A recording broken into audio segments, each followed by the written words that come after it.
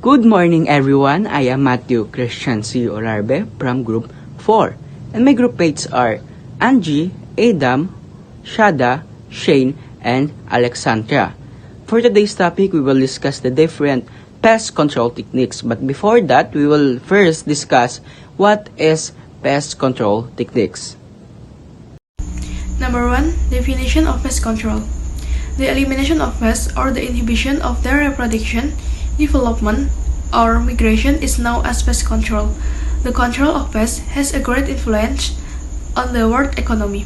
Pest control, a process that maintains nuisance organisms below economic threshold, is a complex ecological process often mediated by biodiversity. Number 2. Importance of pest control. Pest control provides protection from harmful insects that can cause public health issues and costly damage to property. Pest management is an important component of crop production. Pests can have a detrimental effect on horticultural operation by affecting the quantity, quality, and ultimately the marketability of the crop grown. Technical culture is effective for controlling plants, disturbing organisms by using pest management methods suitable for cultivated plant growth and creating land conditions that do not follow the pet's living environment. Furthermore, pest control is a technical culture can be carried out by the first is planting early, and then planting tolerant varieties, planting barrier crops such as corn, along soybeans, and then regular irrigation systems such as sprinkles, household rotation, and the last is sanitation. So to increase the farmer control effectiveness and efficiently, it is essential to combine it with other pest control techniques following IPM principles. And the next topic is resistant varieties. Resistant varieties are varieties or support specific population attached in the plant damage level by planting varieties resistant to pests or diseases. Farmers have a long application this technique. The advantages of this technique are inexpensive, effective, and safe for the environment. The next is physics and mechanics. Physical pest control is an effort to utilize or change physical environmental factors to reduce pest and disease populations. Furthermore, the measures can be carried out in several ways, such as heating, burning, cooling, wetting, drying, trapping lights, infrared radiation, sound waves, and barriers or fence or barriers. Meanwhile, mechanical pest and disease control are carried out manually by humans.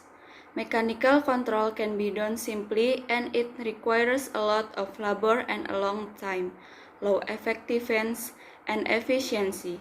However, it does not harm the environment. Some examples of mechanical action in pest control are as follows. In connection to what the previous presenter have said, some examples of mechanical action in pest control are as follow. A. Collection of pests and their eggs using hand. B. Rogesan, cutting sugarcane shoots attacked by a sugarcane shoot borer.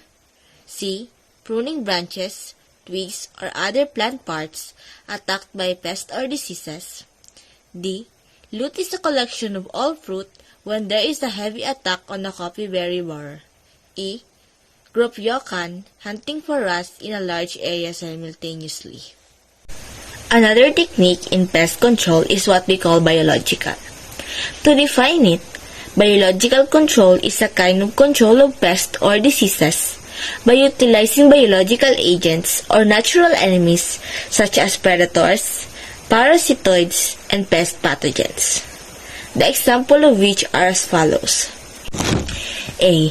The predators, or an animal whose body size is more significant, as a predator that eats a smaller animal as their prey.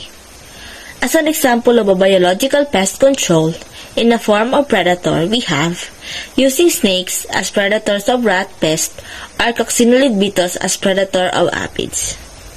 Next, we have the parasitoids, or an animal that lives on or in the body of another larger animal, or what we call the hosts. As an example of which, we have Trichoderma sp as a parasite of rice stem borer eggs. Lastly, we have pest pathogens, or disease-causing microorganisms and pest organisms. These organisms include nematodes, protozoa, rickettsia, bacteria, or viruses. An example of a biological pest control in the form of pest pathogens is what we call Paecilomyces sp, or a root knot nematode egg pathogen fungi. From the word biological itself, we can conclude that biological kind of pest control mainly revolves around the biological factors of our environment. Thus, it is a natural way to eradicate pests that are causing harm to our agriculture, plants, and other sectors of our society. Now, I am passing the floor to the next presenter. Next is chemical control. Chemical control is an act of controlling or killing pests by using chemical-based drugs, chemical-based pesticides. Using pesticides can reduce the pest or disease populations to a balanced limit. However, the use of pesticides must also be on target of the correct dose at the right time. Next is the regulation. Control using statutory regulations can be spread or transfer and transmission of plant-disturbing organisms prevention through statutory policies established by the government. The legal basis for prevention regulations are as follows. Number 1, Law Number 16 of 1992, Quarantine of Animals, Fish, and Plants. Number 2, Plant Protection Number 6 of 1995, or the Plant Protection. And last, Plant Protection Number 14 of year 2000, Plant Quarantine.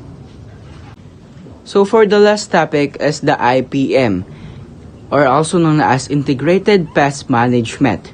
This is a way or concept of thinking to control the population or pest attack levels by applying various control techniques combined in one unit. To prevent plant damage and economic losses, to prevent environmental and ecosystem damage. Using pesticides can reduce the pest or disease populations to a balance, a limit. However, the use of pesticides must also be on target at the correct dose and at the right time. So, that's the end of our topic. If you have clarifications, questions, or suggestions, just comment down below. Thank you for listening and goodbye.